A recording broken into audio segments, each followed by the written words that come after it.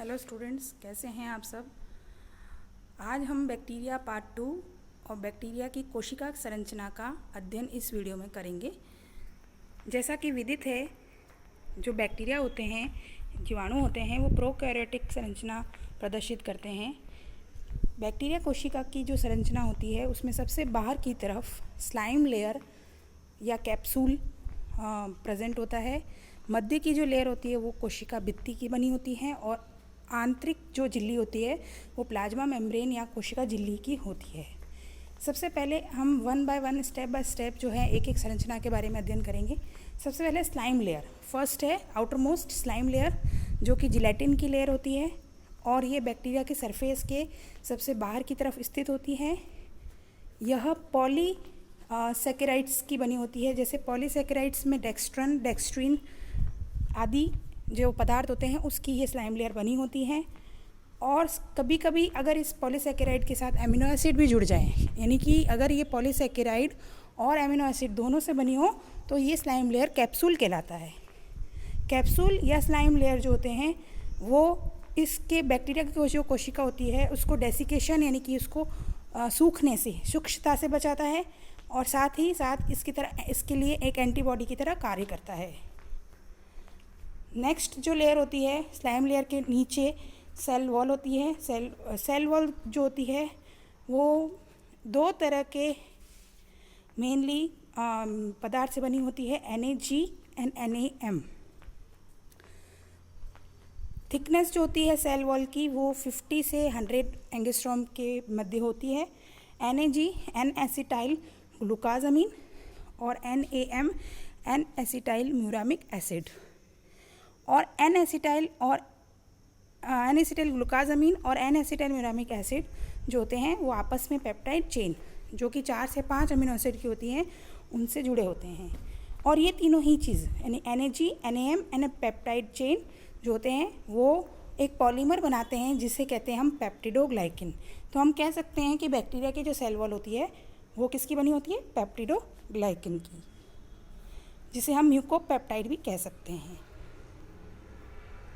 ये देखिए, ये बैक्टीरिया सेल वॉल की संरचनाएं हैं जिसमें NAG और NAM आपस में अल्टरनेट हैं और जो पेप्टाइड चेन है वो 3 से 5 या 3 से 4 अमीनो एसिड की बनी है। और जो बॉन्ड होता है उसे बोलते हैं पेंटाग्लाइसिन ब्रिज, जिससे ये बंधे होते हैं।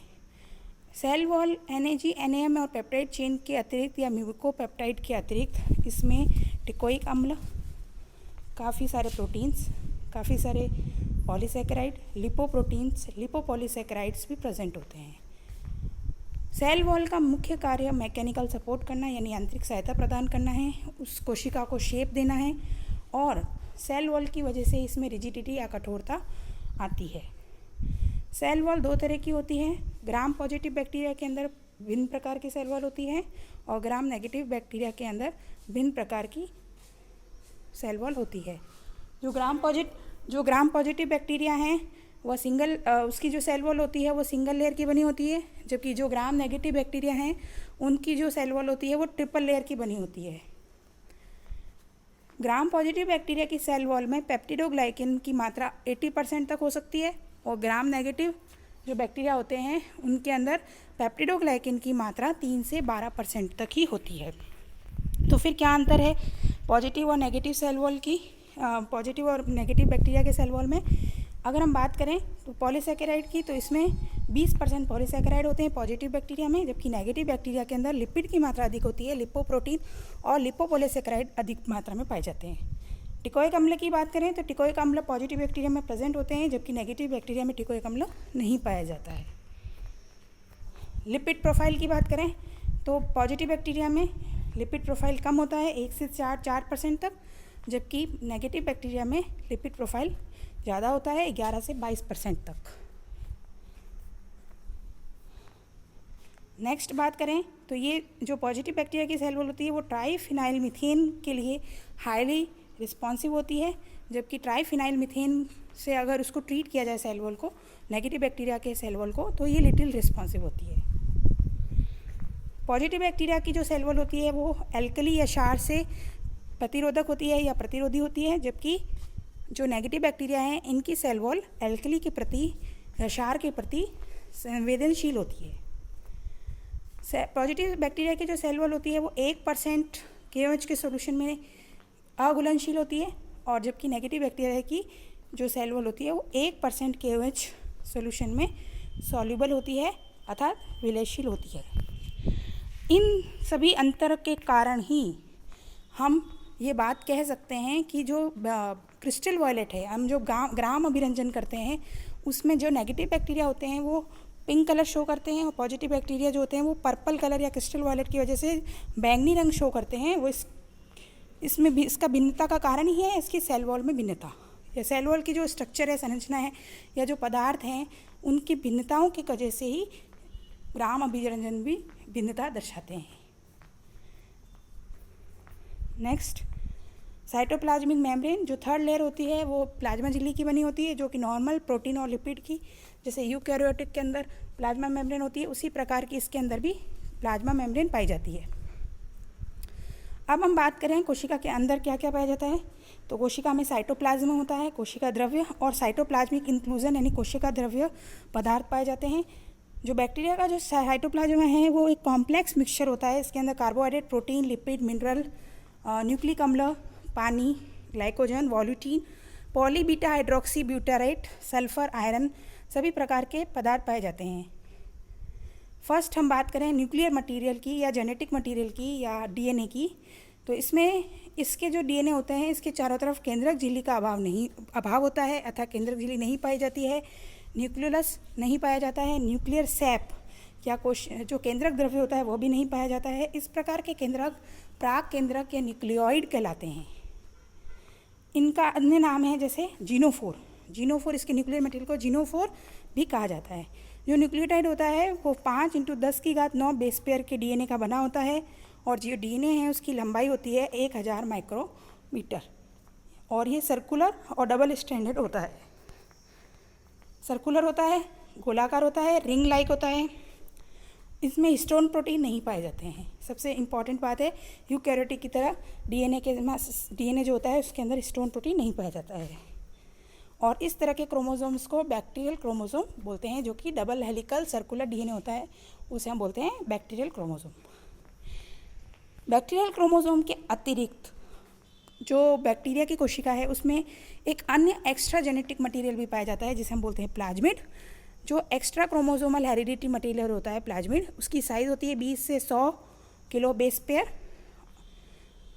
प्लाज्मिड जो होते हैं ये नॉन एसेंशियल जीन कैरी करते हैं, अर्थात जो बैक्टीरिया के लिए आवश्यक जीन नहीं हैं, अतिरिक्त जीन हैं वो कैरी करते हैं, और इसकी वायबिलिटी के लिए उस जीन का कोई रोल नहीं होता है। ये वायबिलिटी और ग्रोथ के लिए इम्पॉर्टेंट जीन्स नहीं होते हैं। जो एक्स्ट्रा जीन्स होते हैं वो प्लाज्मिड कैरी करता है, और इसलिए प्लाज्मिड का दूसरा नाम है डिस्पेंसेबल ऑटोनोमस एलिमेंट। प्लाज्मिड को क्या कहते हैं? Dispensable autonomous element. प्लाज्मिड 4 प्रकार के हो सकते हैं। F फैक्टर प्रकार का जो फर्टिलिटी फैक्टर होता है, R फैक्टर रेसिस्टेंट के लिए, प्रतिरोधक क्षमता के लिए, कोल्ड फैक्टर कॉल्सियोनोजेनिक होते हैं जो कि ग्राम नेगेटिव बैक्टीरिया में पाए जाते हैं, और TI प्लाज्मिड जो ट्यूमर इंड्यूसिंग प्लाज्मिड होता है जो कि एग्रोबैक्टीरियम ट्यूबिफेशियंस के अंदर पाया जाता है। जो प्लाज्मिड का DNA होता है वह भी सर्कुलर होता है, डबल स्ट्रैंडेड होता है, उनकी खुद की रेप्लिकेशन मशीनरी होती है, खुद प्रतिकृति करता है और एक्स्ट्रा जेनेटिक मटेरियल कहलाता है। उसके अतिरिक्त साइटोप्लाज्म इंक्लूजन्स के अंदर राइबोसोम आते हैं, फ्री राइबोसोम पाए जाते हैं। इनमें कोई भी अंतःपदवीय जालिका गोल्जी बॉडी नहीं होने की वजह से ये ER के ऊपर चिपके हुए नहीं मिलते हैं। जो संख्या है वो 10,000 से 15,000 के मध्य हो सकती है। 70S प्रकार के राइबोसोम इसमें पाए जाते हैं, जबकि यूकैरियोटिक में 80S प्रकार के राइबोसोम पाए जाते हैं। 70S राइबोसोम जो होते हैं उसके 2 भाग होते हैं। जो छोटी सब यूनिट होती है वो 30S, और जो बड़ी सब यूनिट होती है वो 50S कहलाती है। 30S जो राइबोसोम है वो एक RNA और 21 अमीनो एसिड का बना होता है, जबकि जो 50S RNA होता है वो 2 RNA और जो 50S राइबोसोम्स होते हैं वो 2 RNA और 35 अमीनो एसिड का बना होता है। राइबोसोम 4 से 6 के समूह में भी रह सकते हैं, जिसे हम पॉली राइबोसोम कहते हैं। इसके अतिरिक्त इसमें बहुत ही इम्पॉर्टेंट एक स्ट्रक्चर या संरचना पाई जाती है बैक्टीरिया की सेल में, जिसे हम बोलते हैं मीजोजोम्स। हम जानते हैं कि बैक्टीरिया की सेल में माइटोकॉन्ड्रिया नहीं होता है, उसके स्थान पर जो माइटोकॉन्ड्रिया का कार्य है वो मीजोजोम्स करता है। प्लाज्मा मेम्ब्रेन से बना होता है मीजोजोम। प्लाज्मा मेम्ब्रेन की जो फोल्डिंग्स बन जाती हैं उसी को मीजोजोम्स कहते हैं, और एक सेल के अंदर 2 से 4 मीजोजोम्स हो सकते हैं। ये these are centre for respiration, मतलब ये श्वसन के केंद्र होते हैं, पर इनमें ATPase enzyme, dehydrogenase enzyme, cytochrome enzyme जैसे एंजाइम्स इसमें नहीं पाए जाते हैं। तो हम ये कह सकते हैं कि ये रेस्पिरेशन के लिए इंडिकेट भी करते हैं कि रेस्पिरेशन के सेंटर नहीं है, but they help in formation of transfer septum during cell division. लेकिन फिर भी ये माना जाता है कि यही जो है वो ऊर्जा का केंद्र है, और जो सेल डिवीज़न होते हैं उस समय यह ट्रांसफर सेप्टम का निर्माण भी करते हैं। नेक्स्ट जो हम बात करें कोशिका की संरचना में, फ्लैजिला। जो फ्लैजिला होती हैं वो फ्लैजिलिन प्रोटीन की बनी होती है। इनका डायमीटर 40 एंगस्ट्रॉम तक हो सकता है, और ये 9+2 की संरचना में रहते हैं, अर्थात 9।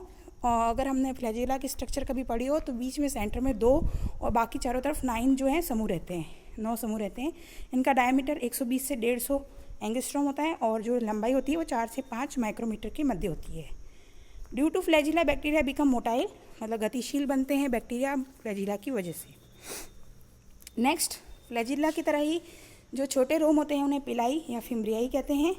ये फ्लैजिला से छोटे होते हैं, जिनकी लेंथ 2 माइक्रोमीटर और डायमीटर 30 से 50 एंगस्ट्रॉम के मध्य होता है। जो पाइली या फिम्ब्रियाई होते हैं वो पिलिन प्रोटीन के बने होते हैं। इनका जो कार्य होता है वो होता है एडेसिवनेस या स्टिकीनेस, यानी कि किसी सरफेस से चिपकना। जबकि सेक्स पिलाई जो होते हैं वो 1 से 5 पर सेल होते हैं, और ये कार्य करते हैं जेनेटिक मटेरियल को एक कोशिका से दूसरी कोशिका में ट्रांसफ़र करने का, यानी कि जेनेटिक ट्यूब बनती है, जो हम नेक्स्ट वीडियो में जेनेटिक रिकॉम्बिनेशन के बारे में मैं आपको बताऊंगी। उसमें आप देखेंगे कि जो सेक्स पिलाई होते हैं वो एक कोशिका से दूसरी कोशिका से साथ चिपक जाते हैं और जेनेटिक मटेरियल का आदान प्रदान करते हैं। धन्यवाद।